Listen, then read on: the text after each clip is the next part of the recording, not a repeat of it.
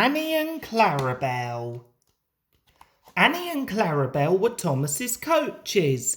Annie could only take passengers, but Clarabel could take passengers, luggage and the guard.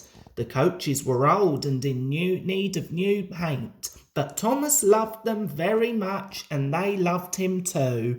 Thomas never got cross with Annie and Clarabel, but he did get cross with other engines on the main line who made them late. One day, Thomas, Annie and Clarabel were waiting for Henry's train to arrive. Henry was late and Thomas was getting crosser and crosser. How can I run my train properly if Henry is always late? He doesn't realise that the Fat Controller depends on me, he said. I'm sure he'll be along soon, replied Annie and Clarabel, looking around for Henry. At last Henry's train arrived. Thomas was very cross with Henry, but Annie and Clarabel waited patiently as lots of passengers got out of Henry's train and climbed into them. Finally, the guard blew his whistle and Thomas started at once, but as the guard turned to jump into Clarabel's van, he tripped over an old lady's umbrella. By the time he had picked himself up, Thomas, Annie and Clarabel were steaming out of the station. The guard waved his red flag to stop them, but Thomas and his driver didn't see him. Come along, sang Thomas. I've lost my nice guard, sobbed Clarabel. Annie tried to tell Thomas, we've left the guard on the platform. But Thomas was too busy hurrying to listen. Oh, come along, he puffed impatiently.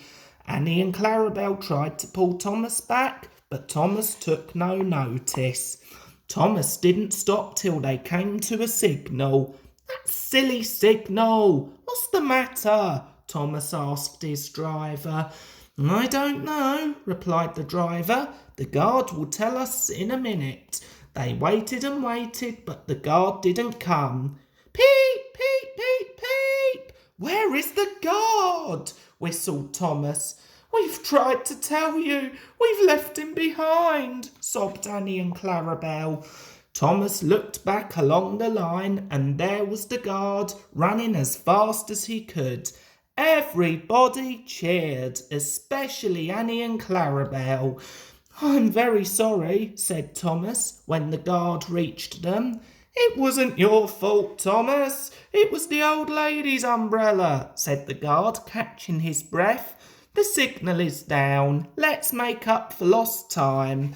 Thomas set off straight away, and Annie and Clarabel sang, as fast as you like, all the way to the end of the line. A few days later, Thomas was ill, and the big station couldn't make him better. He would have to go to the works. Annie and Clarabel were sad. They would really miss Thomas. Duck came to the station to help while Thomas was away. He was very gentle with Annie and Clarabel, and they liked Duck very much. He is so calm with such nice manners, they told each other. It really is a pleasure to go out with him. Annie and Clarabel were sorry to say goodbye to Duck when Thomas came home, but they were very pleased to have their old friend back. They told Thomas how well Duck had managed. Thomas was a bit jealous, but he was so pleased to be home that he soon forgot. The works had made Thomas feel much better, but they had made his left-hand brake very stiff. This made his brakes seem as if they were on when they weren't. Thomas's driver and fireman soon learnt to be extra careful so they didn't overrun the platform. But one day, Thomas's fireman was ill and a relief fireman took his place. Thomas, Annie and Clarabel were waiting for Henry's train to arrive. The fireman fastened the coupling, but he forgot all about Thomas's handbrake. Suddenly, Thomas felt his wheels begin to move. He tried to stop, but his driver and fireman were on the platform. Thomas, Annie and Clarabel gathered speed out of the station. Stop, stop, shrieked Annie and Clarabel, but Thomas kept on going. The signalman sent a message along the line, and an inspector prepared to stop Thomas near the airfield. But Thomas was going much too fast for the inspector to act. Quickly, the inspector climbed aboard Harold and they took off. Below, Thomas was tiring. I need to stop, he panted wearily. Annie and Clarabel knew that they must do something to help their friend. The coaches remembered how calm Duck was when they worked with him. They must be just as calm and steady now. Annie and Clarabel pulled back as they went uphill and managed to slow poor Thomas down. As they neared the next station, they saw Harold land and the inspector run towards the platform. This time, Thomas entered the station slowly enough for the inspector to jump into his cab and put the handbrake on hard. Everyone breathed a sigh of relief as the train stopped.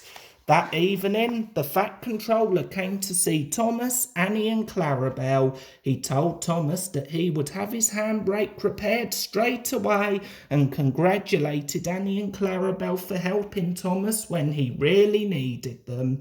Annie and Clarabel were delighted and Thomas beamed with pride.